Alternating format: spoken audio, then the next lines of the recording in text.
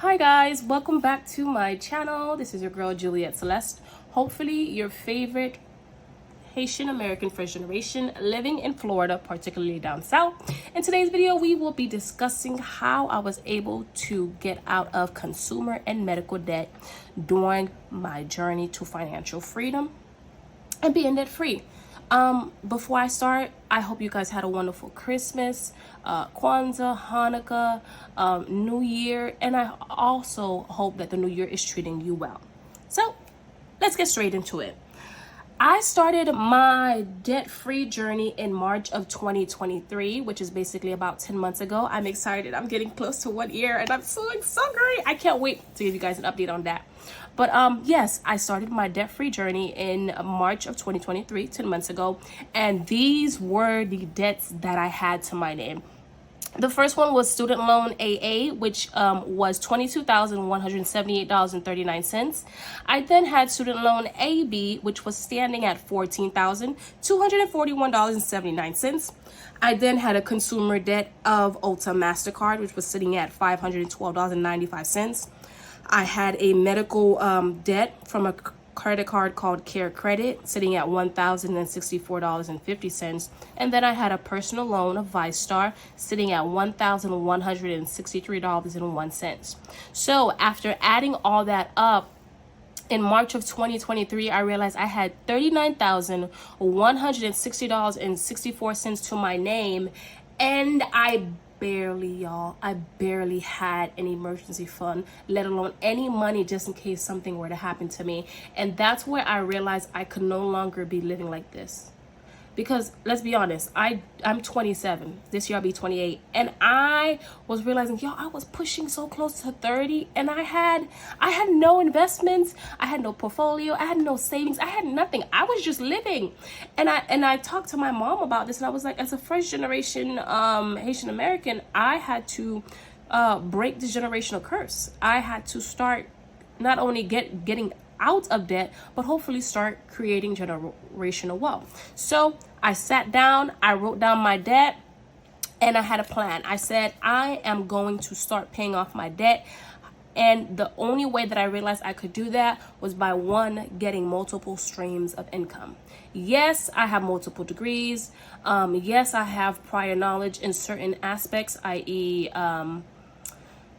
family, immigration, criminal, and civil law, civil circuit law. However, because I'm not an attorney nor a paralegal, I just worked for the government and private law firms, I was not comfortable trying to start a business with the aforementioned. So I realized I just needed to get another stream of income by just working, literally getting another job that required me to do A and B and then go home.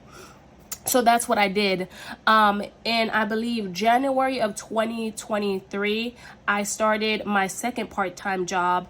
And then prior to that, in, I believe, I would say September or October of 2022, I acquired my first part-time job. So September, October of 2022, and then January of 2023, I acquired 2 part-time jobs. I was at a job that was paying okay, but according to my dad, it wasn't paying me enough. And y'all, I was getting paid once a month on the last day of the month. So yeah, imagine I was trying to, in November at this time, I was trying to pay off debt using one income and only getting paid on the last day of the month. And majority, if not all of these debt, when I called them and tried to extend the day to the first week of the month so that way, I wouldn't miss a payment, they weren't having it. They weren't having it. I apologize for my rambling, but they weren't having it. So I realized I needed multiple streams of income, and that's what I did. So by the end of March, these were my balances. Now, between March and the end of April, I decided that I had to tackle my money a certain way. So whenever you have debt, this is my personal opinion, I'm not a financial advisor, I realized I had to recognize the due dates for these debt. I had to also realize what was the minimum payment and what was the interest rate to determine which debt was going to get more money than over the other. So that's what I did. ViStar personal loan, That was always, it always asks for, I believe, a minimum requirement of like $25, but the interest rate was ridiculous. I don't remember, this sounds bad, because I paid it off and the account is closed and like it doesn't exist anymore. I can't access it, and I regret not saving any screenshots. But essentially this was over 7%. And this loan, when I originally obtained it, it was when I lost my home back in Orlando and I had to take out a loan to move, to pay off certain debt. So I realized that because this interest rate was so high, I wanted to put a lot of money towards it. Secondly, CareCredit Medical. I acquired this because I did not have any medical savings at all, y'all. I ended up having to have 4 wisdom teeth pulled out. I had a broken tooth and I had other issues as well in my mouth. And I did not have any medical money saved up. So I looked into a medical credit card and I stumbled upon CareCredit. The thing with CareCredit is within the first 6 months, any debt that you require, if you pay it off in the first 6 months, it does not inquire any interest. And when I first got CareCredit, the outstanding balance that I had in it in November of 2022 was $2,525. So by March of 2023, I ended up paying only, ooh, wow. I ended up paying $1,460.50. And because I only had 6 months to pay it off before the interest accrued, I was like, oh no, this was my number one priority right here. This was my number one priority. VyStar was my second. And then Ulta MasterCard was consumer. That was my third priority. So I did it according to that. Majority of the money would go towards CareCredit. About 50, maybe 30 to 50, and then maybe 20 to 30 would go towards VyStar, and then the remaining balance would go to 512, simply because as long as I paid a little more than the minimum, I would not be charged interest, and of course I could pay this down in a few months. So please note that I had until, I believe, May of 2023 to pay this off before they started charging me an interest, an APR of like, it wasn't even an APR, it was a monthly APR of like 24 or 25%. I was like, oh, that's crazy. I'm not doing that. So let's pay it off. So between the end of March and the end of April, mind you, let's break it down. By the end of March to end of April, CareCredit went from having $1,064.50 to only having $289.50. That means in 1 month between my 3 jobs and working 250 to 300 hours, I paid off $775. VyStar went from $1,663.01 to $920.78. So I ended up paying $242.23 of principal because they did charge me interest. And then of course Ulta went from having $512.95 to $388.13. So I ended up paying $124.82. So that means altogether, at minimum, in just the month of April, I paid off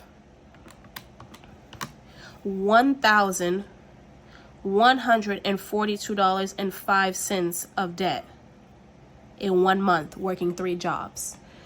And then of course that motivated me. If you guys go back, I actually record and I let you guys know how my monthly payments were during the early beginning stages of my financial journey to debt free. I feel like I think I just said it. Did I say that correctly? My journey to being financially free. So you guys will see. Go a few videos back is in my monthly financial updates. I did that for a few months. But yeah, I paid off $1,442.05. Mind you, that doesn't include the interest that was being applied in VyStar. So I probably paid maybe close to $1,150 or even $75 if we're being honest. And I did that in 1 month using 3 streams of income. And so the shelf. Sorry y'all, my sister's asking for cat food. We have a cat. That's one thing I'm excited. That has helped me tremendously. Sorry for going off topic. Okay, so then at the end of April to the end of March, you guys will see the drastic difference. I was working like a mad woman. There would be days, y'all, I couldn't tell you my name, and it was affecting my memory. I know this sounds bad, but if I can recall, all last year was such a blur outside of finances simply because I was working so hard. My memory was getting so bad, y'all. I had to get sticky notes for everything. Sticky note, eat lunch. And the sticky notes were like, oh, eat lunch. Call this person regarding this. Schedule this. Like I was sticky noting myself to death. And unfortunately, my health paid the price. I'm working on bettering my health this year. But that's neither here nor there. But yes, I worked my butt off. So from the end of April to the end of May, those amounts dropped even more. So during this, as you can see, during the month of April, unfortunately, I did end up, I think, adding maybe a $24 difference in Ulta simply because I had to purchase something and I was still trying to get out of debt. I still was trying to build my savings, and because I was only getting paid once a month for my primary job, and I was so focused on using my 2 part-time jobs to pay off debt, I kind of added $24 extra to my Ulta balance. And so I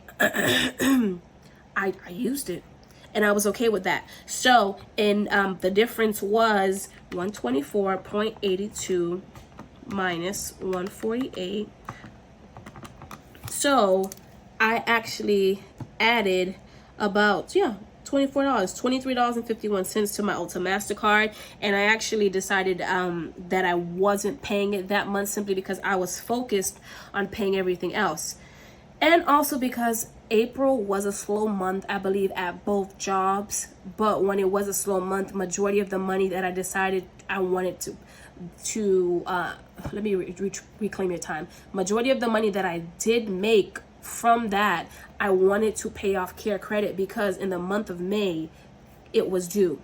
And so although I didn't work so many hours, I didn't work average maybe my 300 hours, maybe 250, 275. The hours that I did average during my 2 part-time jobs, I paid off these 2 important ones. So by the end of May, Care Credit was officially paid off, and I vowed that I would never, ever, ever use that card unless I'm in a dire emergency. And so that's what jump started my sinking funds. I realized that I had to have certain sinking funds, and one of them was, i.e., kind of like a medical sinking fund split differently. So I had a mental health sinking fund, I had a specialist care sinking fund, I had a dermatologist sinking fund, and I had a dentist sinking fund. However, all 4 of them, those are the 4 categories, and they all go under my Get Yourself Together high yield savings account. And I can say honestly, since paying Care Credit Medical in May of 2023, and we're in January of 2024 now, I have seen the dentist, and any out of pocket, I've been able, by the grace of God, to pay it using the money that I saved. Just snaps. And I haven't acquired any medical debt that I cannot pay. Snaps. Okay, so let's get back to it. VyStar personal loan, previously that at the end of April was sitting at $920.78, was officially at $626.22. So that means out of all the money that I paid throughout the month of May, $294.56 went towards the principal. So that means, so if I add, of course, the 289.5, so that means in the month of May, I was able to pay off $584.60. What I did was I added the money that I paid for VyStar personal loan, the principal, and I added it to Care Credit's previous balance because I paid it off in May. And so I ended up paying $584.06 at the end of May. And then y'all, from May to June, I went ham. Schedule picked up, and I was picking up shifts left and right. Still sleep deprived, still overworked. But I was working, and all the money that I used, well, not all the money that I obtained, sorry, not used, acquired from not only my 2 part-time jobs, but as well as my full-time job, I went ham and I paid off majority, if not all, of my debt by the end of June. And as you can see, Ulta MasterCard went from $148.33 to 0. That means I paid off the entire $148.33 balance. Care Credit still stayed at 0. I'm just gonna put a slash. And then ViStar went from $626.22 to $229.54. That means in the month of June, I was able to pay off and have $396.68 go towards the principal. Altogether, in that month, I paid off $545.01 in 1 month. And then, of course, by June, although work had slowed down from my first part-time job and I mainly had the second part-time job, I realized because the debt wasn't so big, I believe I wasn't going to use any money from my primary job. I was just going to use the money from my second part-time job, and that's exactly what I did. With ViStar personal loan, I split that up into 2 payments from the paychecks that I received for the month of July from my second part-time job, and I paid it off. And you guys, by the end of July, right before my birthday, I was medically and consumer debt free. Ooh. I was so excited. So that means by the end of July, any money that I had left after paying my regular bills and after putting in my sinking funds, I put even more into my sinking funds. And that is truly how I was able to get to my goal of 10,000 plus in all my sinking funds altogether for the year of 2023. I set a goal of, first of all, I wrote down what my debt was. I figured out when the due date, if there was a minimum due. I also figured out the interest rate. I numbered and identified which one was high priority and which one was low priority. And every single paycheck, I allocated a certain amount. Now, I will say once one debt was paid off, the one right after it would receive the money that I usually would pay towards the first one. In other words, once I paid off Care Credit, the money that I would usually apply towards it, I would throw towards ViStar, and vice versa with Ulta MasterCard. It sounds very simple, but when you're in the beginning of your journey to financial freedom, it is not. But I will say, by August, which is not here, I had none of these. And so what I started to do was I started to save any extra money from both part-time jobs, and even if I had a little overage from my primary job, I would put it in my sinking funds for student loans, because by the end of the forbearance, in other words, when they started to announce that we would have to go back to paying our student loans, y'all, I had $943 saved up that I literally threw towards interest rate. So by the time I believe October, November, even December began, my interest rate for my student loans were almost non-existent. Like, what are you doing? And so yes, this is how I was able to pay off my debt, and I am still debt free. My biggest issue now is because I haven't used these cards for long, unfortunately they're threatening to close them. And what I plan on doing, I already have the cash. Ulta's having this sale, and I plan on buying one sunscreen and as soon as I get the statement, paying it off just so that way it looks like it's still open and active. Care Credit is sitting there and I'm okay with it. The VyStar personal loan, I was able to get a letter from the bank that I got it from, which was VyStar, and they wrote the letter and showed that the debt was paid off, and it actually helped my credit score. So yeah, I hope you guys stuck through towards the end of the video. This was how I had debt and I paid it off. I greatly appreciate you guys so much for watching the video. Oh, let's see. So I just realized, so in the span from March to July, what is that? That's 1, 2, 3, 4, 5. That's 5 months. Let's just see how much money I actually ended up having to pay off in debt. $584.06 plus $545.01 plus $229.54, $2,500.66. That could have been added to my goal of having a getting a used car. So imagine if I budgeted accordingly and I didn't go out of pocket and I had saved prior money. This could have been a nice savings for my new vehicle. And it's okay. I'm not punishing myself. I'm not bad talking myself. I just realized that I had to do better in life. I had to get myself out of this debt and be on the way to breaking financial generational curses and hopefully being, I'm so happy. I'm hoping one day, hopefully before I turn 35, to be the first millionaire in my family. That's a goal that we'll talk about in another video in another day. But yes, literally, that's how much I worked my butt off in about a span of 5 months. Yeah, about 5, maybe 4, 5, 6 months to pay off. And would I do it all over again? Yes.